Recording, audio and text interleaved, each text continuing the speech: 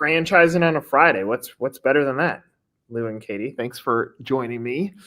Lou, let's start with you, and then Katy, I'll go to you. Just give me kind of the state of where things are at. Talk about Extraordinary, what's going on with the business. Lou, give me kind of your state of the union address to kick things off. Awesome. Yeah, I'd love to. Happy New Year. We're in 2026 now. I can't believe it. So Extraordinary Brands made some big acquisitions at the end of last year, acquiring CycleBar and Rumble, added to the portfolio that includes Row House and Neighborhood Bar. And, these three of these brands were in some modalities that or brands that hit some rough times over the past year and a half, 2 years or so, for a variety of reasons. And Extraordinary Brands had this vision of bringing on these brands and not being afraid or scared to take on some brands that need a little TLC, need a little love. And when I came on board with Extraordinary Brands, one of the things that we talked about in coming on is the investment level needed, the hiring the right people, bringing the right team on board. So not only investing in the structure or the platform of Extraordinary Brands, but then also making sure we're investing in each of the individual brands. And that's a lot of what we did. We can go into detail a little bit later, but it was a lot of heavy lifting over the past 5 months to just build that foundation with Extraordinary, as well as starting to pour investments of time, money, energy, and people into these 4 brands so that we can be prepared for a really strong growth year of 2026. Katy, I'm intrigued on your perspective, because obviously you're a founder of one of the brands, and so you're riding this probably in a different mindset to go from like founder, visionary, leader, now overseeing a category of wellness. What's been from your viewpoint, how have things been going last year? I think it's been really exciting to see the growth at Extraordinary Brands. I took a leap of faith joining that portfolio back in August of 2024. And, to Lou's point, being able to invest in more people to support the brands is only benefiting the brand that I took a leap of faith with. So it's been great. For Neighborhood Bar specifically, the numbers are up year over year again, which is super exciting. We've sold 4 new locations. We're working on getting those locations open and being able to put more time and energy into getting more neighborhood bars open in territories that really want and need a neighborhood bar. As far as being able to transition from founder to COO over some pretty big brands, it felt pretty natural because obviously when you're a founder and you're doing it by yourself and you have the weight of everything on your shoulders, to then going to a place where you have tons of support and people around you and people like Lou with tons of experience, that you can lean on for help. It allows me to focus on where I add value, which is really in that deep operational side of things and helping the studio owners, remember that you have to be scrappy sometimes, and this is what you need to do. And I love working with the brand presidents and the franchise business coaches and the individual owners to just find ways to improve their business. Love that answer. Lou, I'll go to you with this, and I'm going to make a few comments based on what I just heard from Katy. One, she said, I have the weight of everything on me, and now I have, I can see the support around her in her role. And so I think about a franchisee of a brand that's not in a portfolio company. And it's almost like the movement in franchising to be under a portfolio company that can have access to data across different verticals, plus build out a leadership team that can support all types of different franchisees, where that data mixed with support can actually turn into something more valuable. So I'm going to park that over here because I see that as part of what has happened here in that progression. And Katy set that up really nice. The other thing that I think about is, sometimes it's not the product that was the challenge that got presented in a business challenge. Sometimes it's the way that franchising was approached, that if you sell a business based on maybe primarily the financial side versus where passion and franchise business kind of the rubber hits the road, then sometimes you can run into a challenge because that passion piece is currency. And so part of what I hear from your opening statement in this next level or history with these 4 brands mixed together under an umbrella portfolio company is that it's allowing kind of like the magic of wellness to come back to the top. And the last thing I'll say, and then I just want your feedback on this, but I think about like self-serve frozen yogurt. I don't think the customer stopped liking self-serve frozen yogurt. I think these brands sold so fast, didn't put support in for the franchisees, and then there was no mechanism or foundation for the business models to continue. And so not just the number one, everybody closed, even though people still love frozen yogurt. And so I use that as a comparison back to wellness. Like all of the verticals that you serve, people love this stuff. It just might have been like a little bit turbulent in the single brand type environment. So yes, I said a lot, but comments off what I just said. Yeah, I mean, it makes me like, I'm glad you brought up a whole other industry, because I think franchising overall has grown tremendously fast over the past 5+ years, 10 years. There's been a tremendous amount of change. There's more private equity pouring into the world of franchising. There's a lot of people that think that I can franchise my business and that's easy growth mechanism. Oh, I'll franchise. And they don't understand the actual support structure that's really necessary to build a strong foundation to support a franchise that some people want to turn into a national brand. Some people, when they decide to franchise, it's just like, hey, let's just start franchising anywhere and everywhere that people raise their hand. And the support isn't there. So one of the areas I think of change that's happening in franchising as a whole that I like, being like, I'm an operator at heart. I started working at a front desk in a fitness business and worked my way up to general manager and eventually found my way into franchising in the fitness space. I'm an operator at heart. I've been a business owner for a long time. I've been a franchisee. I understand that piece of the business. And Paul, the owner of the company, his mentality is that we have to focus on franchisee profitability. When I ran brands as brand presidents, I loved the opportunity to not just coach an owner, because I think that term gets thrown around too easily too, but actually say, hey, send me your P&L and let's review this and let's actually dive into like, how can I help you run your business better so that you're profitable? Katy, as in her time with Neighborhood Bar, this was a number one focus for her too. So we are completely aligned at the Extraordinary Brands level that our number one priority with our franchisees is focused on franchisee profitability. It's cool to have like a national brand like Rumble and to have a cool, just brand, and it's Jab's birthday. That's what was on my mind, and just being able to have that that cool factor. But at the end of the day, if the franchisees are not profitable, it's not going to be long-term. To your point of the Froyo concepts, if those business owners are not profitable for the long term, then they just wasted a lot of money and a lot of time in their life. And that's what we don't want. We're building Extraordinary Brands to be here for the long run. We're investing in the support structure in a smart way so that we're providing the right tools and resources for these franchise owners. We're investing in the brand because you have to. And that's something that I think some founders, not that they don't understand that, but they may not understand the volume of investment that it takes to get a brand off the ground and truly turn it into a national brand that a portfolio company that like Extraordinary Brands can truly help with. It's not that like the founder did something wrong. They have a great idea. They have a great concept.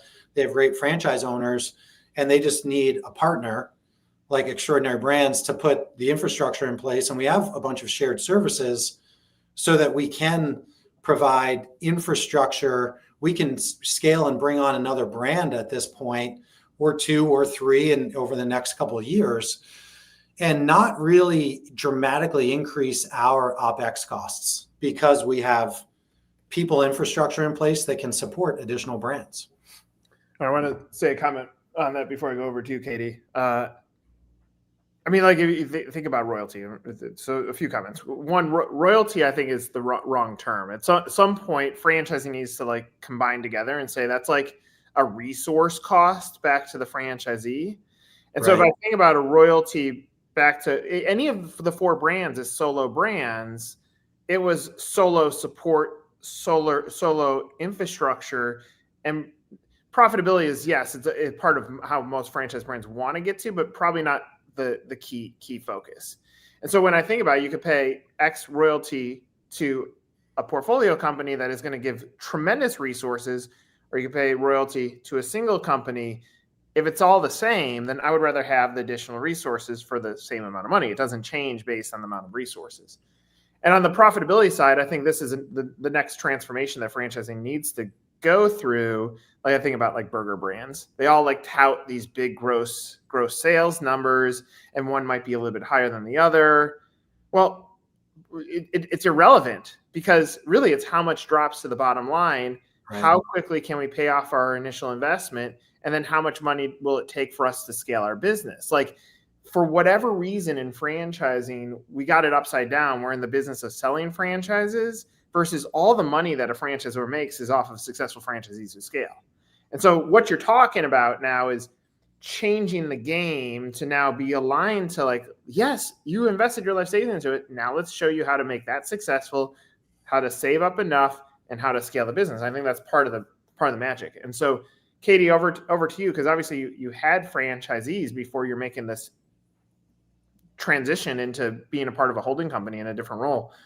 The legacy franchisees, and this could be across all brands, do they understand what we're talking about? That the depth of their resources just quadrupled for the same amount of money that they've been paying historically, and that like this team cares deeply about profitability to try to continue to find ways to help them achieve their financial goal. Do you think the current franchisees or legacy franchisees get that at this point? For the most part, yes. For Neighborhood Bar specifically, absolutely. And, one reason why I chose to take my 22 franchisees into a portfolio is because I couldn't single-handedly give them the support that they deserved for the royalty that they were paying. I mean, I was doing it, but it wasn't at a pace that I could maintain personally or financially. So I needed to make a shift to allow their investment. I consider the royalties an investment into their business. I had to make a change to continue to provide the proper service for those royalties that we were collecting. Now, I think, though, that one thing that needs to be pointed out is there is no magic wand that's going to come in and fix someone's business. And one thing that we're very transparent about at Extraordinary Brands is you cannot come into the portfolio and us come in and wave a wand and all of a sudden you feel this difference in the first 30 days. We move quickly, but we also want to set a proper expectation that we have to have time to diagnose the system, diagnose the franchisees, and understand what we're solving for in order to put our plan into place to help stabilize or grow the brands that are part of the portfolio. I love that last line. I'm going to say this and follow up if you have a comment on this. Like, 2 things. One, you didn't just buy a business that magically makes money. Nobody does that in franchise. And for whatever reason, people that buy in and be like, I'm going to get rich quick. That's not business. Like, this is a shortcut because there's already a blueprint written, but it's not like guaranteed pathway to giant riches. It's not how this works. And so, like, if I'm speaking at a franchise conference, the keynote presentation I talk about is really self-accountability of looking in the mirror, that here's the baseline of what you have, and every decision that you make is your decision. Like, the franchisor gives you the tools. It's up to you what to do with it. I think a gap that happens is if your perception has changed. Let's just say a franchisee has swung more negative than positive. Well, what this moment should do is it should even it back out and say, let's push hard reset. you got a business, hard reset. Now let's put the machine in place. And so, Lou, I want your answer to this, and Katie, any feedback before I go over to Lou on this. But what stage are we, Lou? The question to you is, what stage are we in the J curve? And before you answer that, Katie, any comments on what I just came back on? I mean, I think, there's different life cycles of your business, no matter what. When you first buy your franchise and you're getting through that pre-opening process, you are very excited, and if you follow the playbook, to your point, if you use the tools, you can see growth happen very, very quickly. But you have to understand that there are things that you have to do to maintain that growth pattern and to keep your business churning in the positive direction and not the negative direction. So 100% agree with you. Like, there's a lot of self-accountability that has to take place. But what I really try to push to our brand presidents and to our franchise business coaches is the easier we can make our franchisees' lives, the easier our lives are going to be, and the easier it's going to be to coach them, because their businesses are going to be more successful. So when I ask you to do something, even if it seems minuscule, like, it's making a difference in the ease of finding tools and resources so that the franchisees can use them. Because from the corporate side, we can't complain about franchisees not using the tools if they're not easy to access, right? And easy to implement. So that's where I put a lot of my focus as well, because we don't want to be like, well, it's on document number 217 in section F. What do you mean you didn't see the update? Yeah, that's right. Lou, what stage in the J curve are you at now? Because obviously anybody that buys a brand, step one is like, let's lift over some rocks and recover some of our investment, because we saw that in the due diligence to get that going, and then putting the pieces in place. But naturally, like, a business is going to go down before it goes up and gets into the right place. What stage is the portfolio company and then the individual brands at in this J curve journey? Yeah, the portfolio company is still low on the curve in terms of number of brands that we would like to have in the portfolio. Within each of the brands, slightly different life cycles, but outside of Neighborhood Bar, the three others, Extraordinary Brands acquired while they were on the downslope. And our goal, and what we communicated clearly to the franchise network in each of the brands, is we're going to work as hard and fast as possible to invest in the people, to invest in resources, to invest in technology. And we're going to communicate and have as much transparency as possible to help stabilize the brands and turn the brands around back into growth brands. So we're still in those early stages. And, I'm an optimist by nature, if you couldn't tell or didn't know already. So I think our teams are doing a fantastic job. I know they're doing a fantastic job. I think coming into this first week of January, we have a communication rhythm where beginning of each month, we do what we call an owner call within each of the brands. And Katie and I are a part of that, but obviously brand leadership is a part of that. And we use that opportunity to talk with owners only, and we communicate our roadmap and our plans and the investments and what we're doing, and we share data and metrics and really be as transparent as possible so that the franchisees know not only what is the state of the business today, but like today or this week, we shared what our goals were for the brands in terms of growth, average revenue, profit margins, and how we're going to help get there. And then we talked about on each one of these calls, to your point earlier, that there's some things that we're going to do, franchisor, Extraordinary Brands, or the franchisor. We're going to provide certain people and certain resources and certain training, but then there's also certain responsibilities that you have as a franchisee. So daily marketing activities, daily sales activities. What do you do to meet with your team on a daily, weekly basis? What's the client experience like inside your four walls? Those are things we can train you on and teach you how to do, but you have to execute on a daily basis.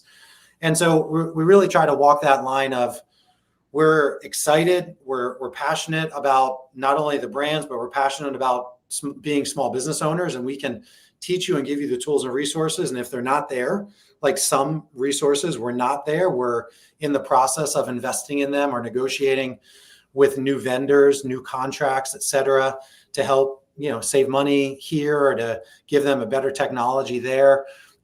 So my hope is that we've reached the bottom of that curve at this point. I know after our owner calls this week, there was a lot of positivity and a lot of positive feedback from the franchisees. I think inevitably, I think that the stats are, somewhere between 3 and 5% of a franchise every year is going to resell or close. So we're not completely blind to that either. And that's why, early on, we were transparent around, hey, we know some of you are towards the end of your life cycle, but we want to help because the solution is not closing the doors. A solution is trying to help you sell your business because it's still an asset. And, no matter what it's doing from a revenue or profit standpoint, there's a member base, there's equipment, there's a business there, and it's an asset. And we can help you by finding someone else that may be interested in that may be willing to take on the challenges that you're facing and do something with it. So we're looking at this from every single angle, not just, hey, let's sell new territories and grow that way, but also how do we help franchisees in a resale process? How do we help them renegotiate a lease? How do we help them relocate, find a new location? Boutique fitness, in general, it's where, especially with our modalities, we have opportunities to shrink the footprint of each of our modalities. Not necessarily neighborhood bar, that was already a pretty small footprint, but CycleBar, Rumble, Row House, they were all on the larger side. And from an OpEx standpoint, in any business, if you can shrink a fixed cost, that's a big bonus. So that's going to be an opportunity for some of our legacy brands that have been around, like a CycleBar, that are, some of them are coming up on renewals of their franchise agreements, and there could be opportunities to relocate, find new spaces that are smaller footprints, save some costs and expenses there. So we're really trying to be as creative as possible with the existing franchise group to try to turn around their mentality, because I think for past couple of years, there's just been a lack of leadership and a lack of investment in the brand. And your Froyo example, I think about again, it's like we know that in boutique fitness, a lot of these modalities are cyclical. So we're confident that CycleBar is going to be around for a long time, and Rumble is going to be around for a long time. Row House is going to be around for a long time. And we're finding ways to help these franchise owners be successful in their communities and ultimately profitable. And that's how we know we can build strong brands for the future. I'm going to say a comment and give me feedback. Then Katie, I'm going to close with you. So the example that comes in the head, obviously I have a million franchise examples, but I remember reading a quote, and it was actually in QSR magazine. It was the founder of Panda Express. He became a franchisee of Tide cleaners. And the quote was, "Why would you buy this?" And he goes, "Because I don't want to miss the next McDonald's." Now, Tide Cleaners has not become the next McDonald's, but at that point, and it's grown into a good brand under a different type of portfolio. But at that point, he's like, "I want to get in on the ground level." I'm going to use that as an example because ground level for great investors creates tremendous opportunity because they're able to scale fast. They own the marketplace, economies of scale as they open up additional units. That's probably the example of the best franchisee that ever existed. When you're in a J-curve business that is building infrastructure to actually support growth, and even if you're not at the bottom of the curve, you're towards the bottom of the curve. The reality is, if someone were to buy in today, they're buying in at the most prime opportunity because you already weathered the first storm, the storms that had to go through transition, all the storms to get to this point that it's a fresh opportunity with actually a backing and actually machine behind it. And so it's not me selling this for you guys, but the point is, like, I look at this, I'm like, all right, we have 4 brands. We have a leadership team that's culture, that's business model. We have a North Star of profitability. We understand the consumer did not go away. We just have to readjust the energy towards it. Like, if I'm an existing franchisee and I can change my mindset, huge opportunity. And if I'm a new blood looking at an opportunity, like, this actually seems like the not missing the next McDonald's again moment for all 4 of these brands. Lou, any comments before I close with Katie? I appreciate that. You mentioned the word culture, and I'm a big proponent of culture. And I didn't say this early on, but that's really where I started. And there were some brand presidents in position already, but big believer in like culture is not just who you hire, but it's what you do with them every single day. And our internal team, Katy and I, meet with the brand presidents every single morning with a daily huddle. We have a weekly meeting. We review monthly metrics. So we are intensely focused on building the right culture within the Extraordinary Brands team, as well as the brand franchisor teams, because I know, being in franchising, that every single day we have to put that face on to our franchisees, because they're the ones out there working hard every single day, opening the doors at 6 a.m., 5:30 a.m., whenever that first class is, all the way till 6 p.m., 7 p.m. at night, delivering a great experience. And we have to bring that customer service experience to them because they're our customers. So culture is everything to me. And it's really the key to success in business, no matter what kind of business you're in. I love that. Katy, the closing pressure question. If there is someone watching this right now, give me a definitive statement why they should consider joining the system now. Well, I think you pretty much said it, Nick. It's basically that every new franchisee that comes into the system right now has it better than the franchisee before. And it doesn't mean that those franchisees didn't have tools, but we are in the middle of making huge investments into all 4 of the brands that are evolving, the actual brand themselves, that brand marketing evolution. If people are familiar with Rumble and CycleBar and Row House, they can even just go to their Instagram accounts and see the difference. CycleBar and Rumble's, brand campaigns just started rolling out this month.